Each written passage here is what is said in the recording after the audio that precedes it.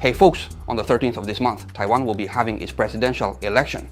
So today's episode is all about Taiwan and its ongoing conflict with China. Stay tuned to see what Xi Jinping has in store for the next couple of decades and how Elon Musk has been digging his nose into the Taiwan issue. First off, a little background. Back in 1949, after the dust had settled from the Chinese Civil War, the nationalist government known as the KMT or Kuomintang, backed by the US, was defeated by the Soviet-supported Communist Party. They hightailed it to Taiwan. Since then, Taiwan and mainland China have been on different paths, each with its own government. Taiwan went a whole different route than the mainland's autocratic rule, and they have a fully developed democracy. These days, Taiwan is at the top of the list in advanced chip-making technology. Meanwhile, China's playing for keeps, with President Xi Jinping making it crystal clear to world leaders at every chance he gets, Taiwan's part of China, period. But here's the kicker. A recent survey shows a whopping 76.7% of folks in Taiwan saw themselves as Taiwanese, not Chinese, as of September 2023. That's a big leap from 51.2% in 2016. This shift means China's feeling the heat to reel Taiwan in, and the clock's ticking. In the eyes of Xi Jinping, the so-called Great Rejuvenation of the Chinese nation has two major indicators. The first one is getting the country's GDP up to number one worldwide. The second is the complete reunification of the motherland. According to Xi Jinping's own words, that means tackling the Taiwan situation head-on. Regardless of what Xi wants to do, when and how the Taiwan issue is resolved not only concerns mainland China, but also affects the peace of surrounding countries, alongside further-reaching impacts across the entire globe. Let's jump right into analyzing some recent discussions on Taiwan that went on in China. First things first, the Chinese Communist Party Central Committee held a press conference on October 24, 2022, right after the conclusion of the 20th National Congress. The aim was for various media outlets, both in China and abroad, to understand the motivations and decisions that are of great importance to the Chinese government at the time. In the past, press conferences had some on-the-spot questions, and relatively speaking, the answers were quite honest. But things have totally changed. All of the reporters' questions must be pre-negotiated and communicated in advance. So, don't be fooled by the presence of Chinese and foreign media journalists at these press conferences. All those questions were pre-arranged, and there were absolutely no questions being answered on the spot. And let me tell you, at this new press conference, every journalist's seat is marked in advance, so the host can easily spot where you're sitting during the event. Which number question is it, and which reporter is asking? These things are all set up in advance. So why am I saying that the press conference on October 24th was still worth paying attention to? It's because all the questions asked by these reporters actually convey the information and content that the CCP wants to communicate to the outside world. Here's the kicker though. At the press conference, there wasn't a single question about Taiwan. This means that from the perspective of the current CCP leadership, they don't want the Taiwan issue to be the focal point of the 20th National Congress. Now, let's take a look at how the Taiwan issue was discussed during the congressional meeting. There are two instances here.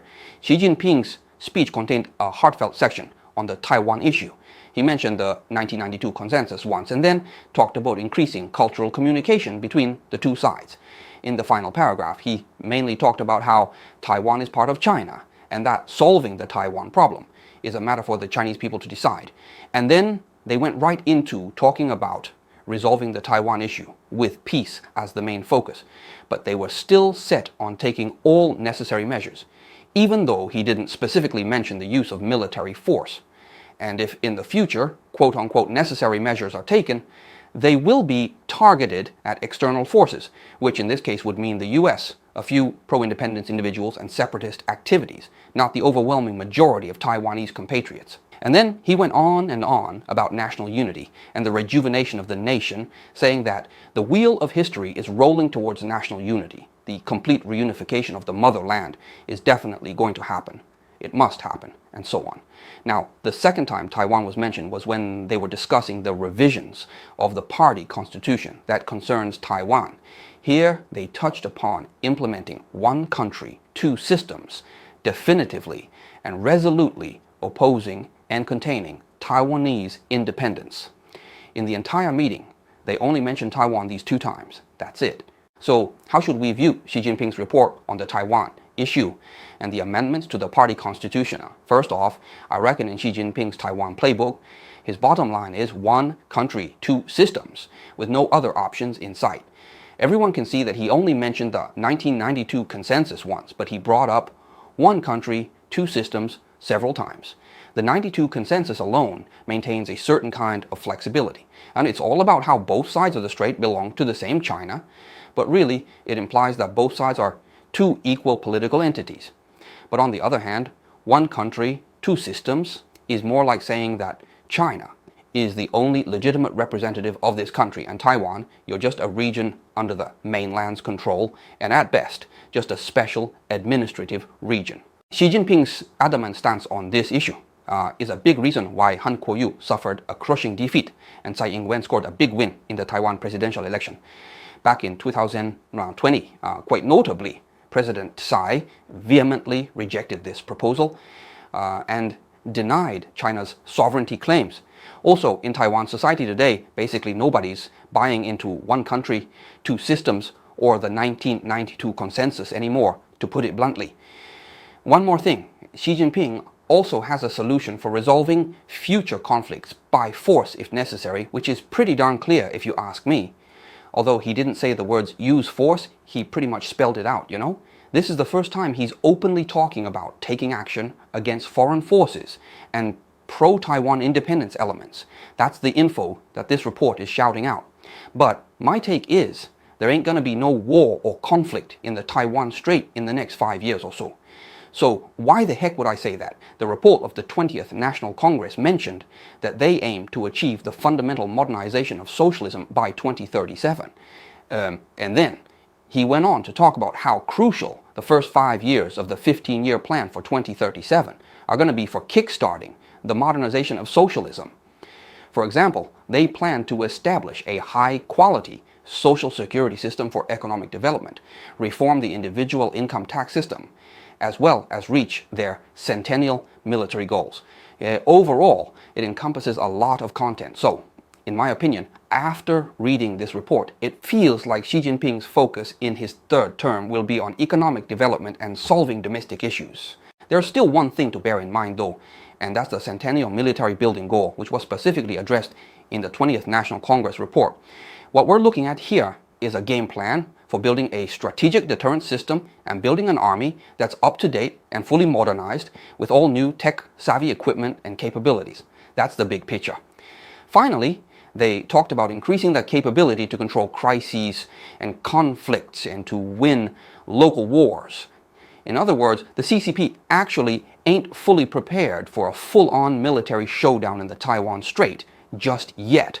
It might not be until 2027 that they're prepared for a fight like that. Everyone knows that when it comes to taking Taiwan, the army doesn't play a big role. It's mainly the Navy and Air Force that are the big shots, along with the rocket force.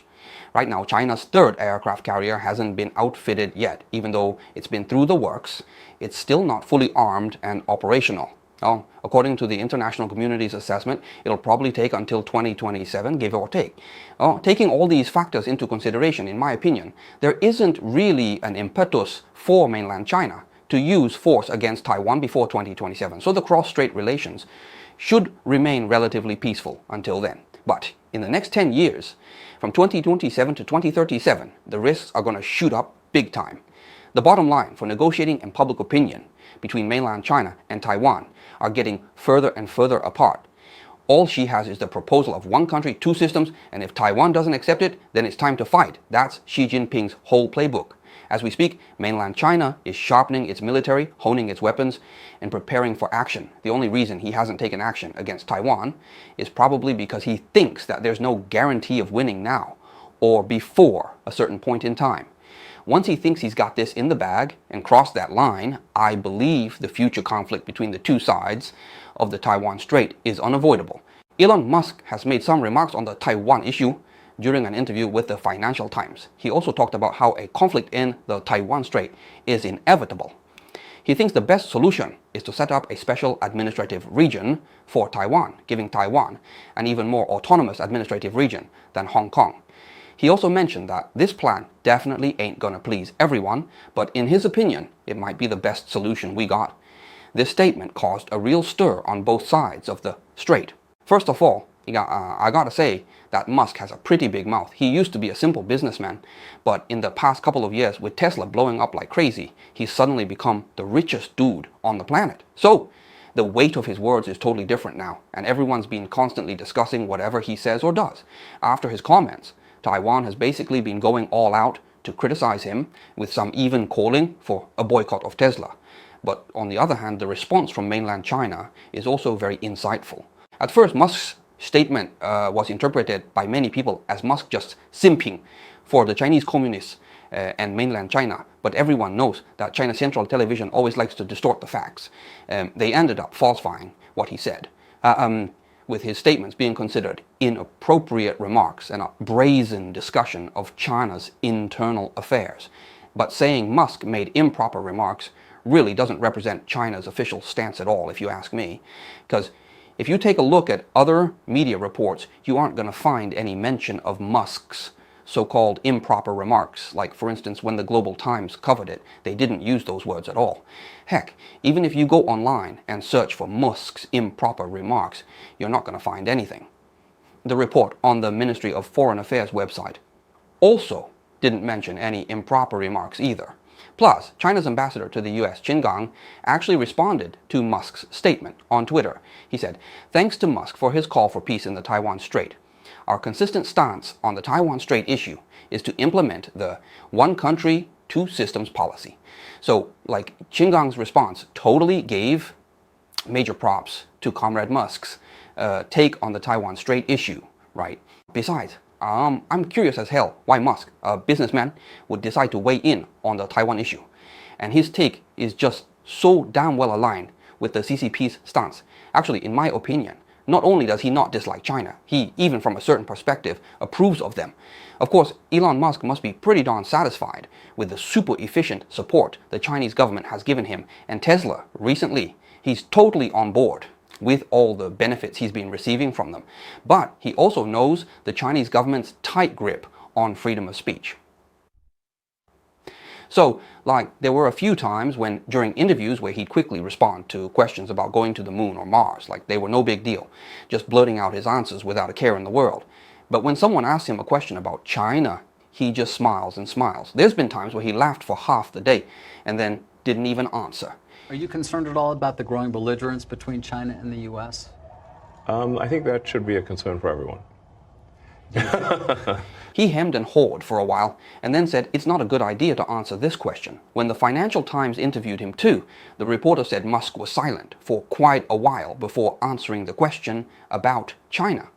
So why was he speechless for so long? It seems to me that Musk knows that if he doesn't answer these questions about China well, he'll pay a heavy price. He knows that the freedom of speech he had defended on Twitter did not exist in China. He kept saying he wanted to buy Twitter to uphold freedom of speech and bring Trump back and so on. But does he actually have the freedom of speech he wants on Twitter over in China? Obviously not. Essentially, if he messes up answering a question on China, Tesla's existence in China might be up in the air. Otherwise, he wouldn't keep so quiet. His actions have shown everyone that he's willing to sacrifice his principles of free speech for his business in China. That's a true businessman for you. When he's in China, he's all about bringing in that profit for Tesla. But when he's abroad, he can say he's fighting for freedom of speech. This is who Musk really is, a shrewd political businessman.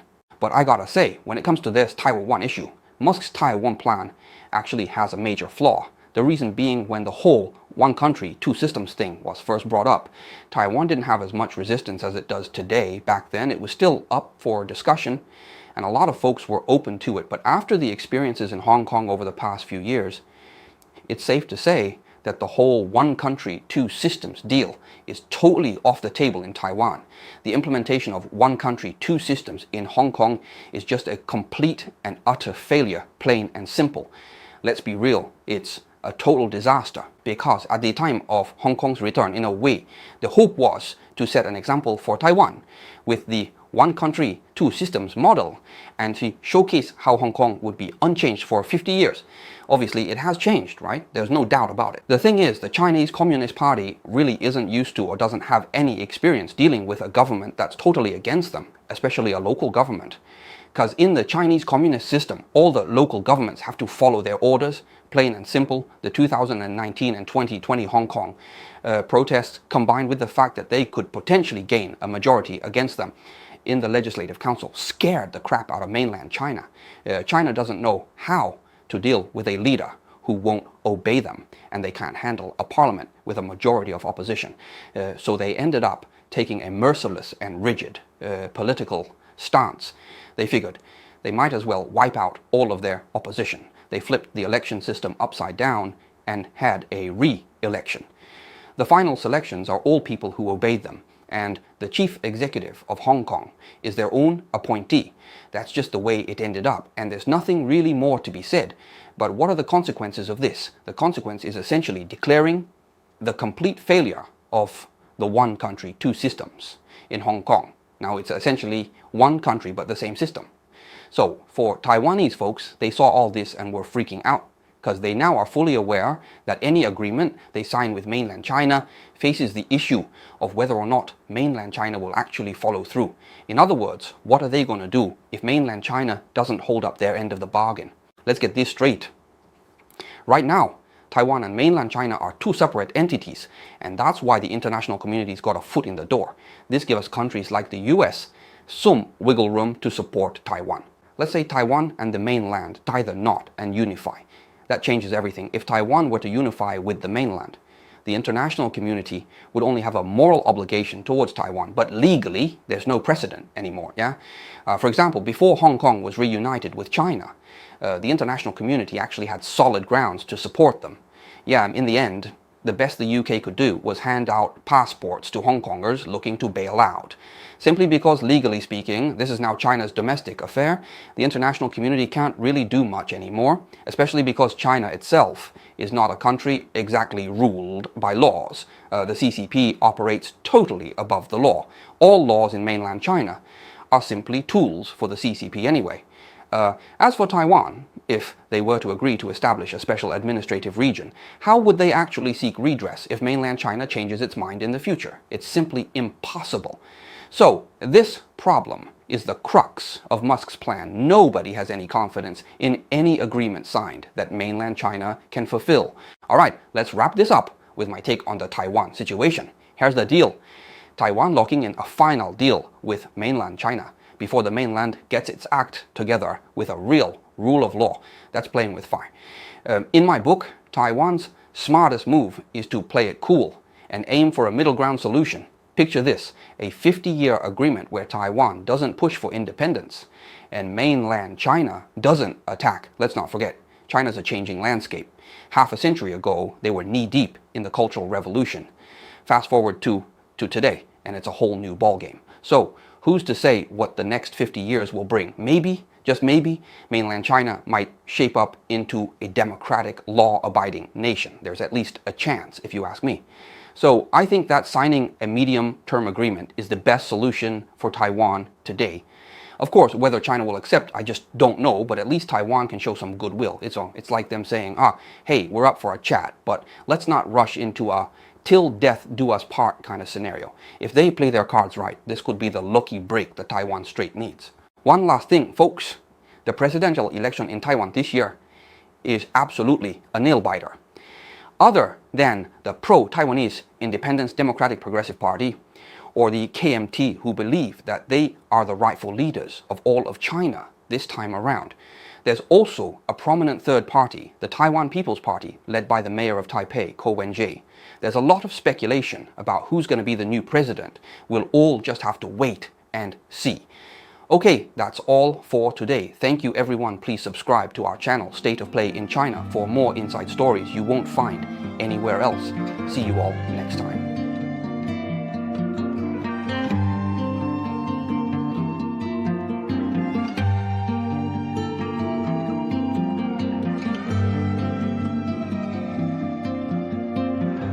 拿这面大国旗是多大的荣耀！但是这个国家是怎么来的？但是我想很多年轻人不这么想。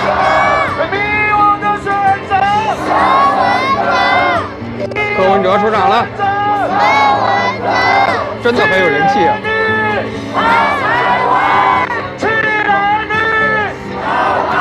是中国人吗？为什么是中国人呢？台湾人就台湾人啊！我就要说大陆真的要打台湾，你们要独立的话，你怕不怕呢？等你们70年了还不打，没有用的中国人。对呀。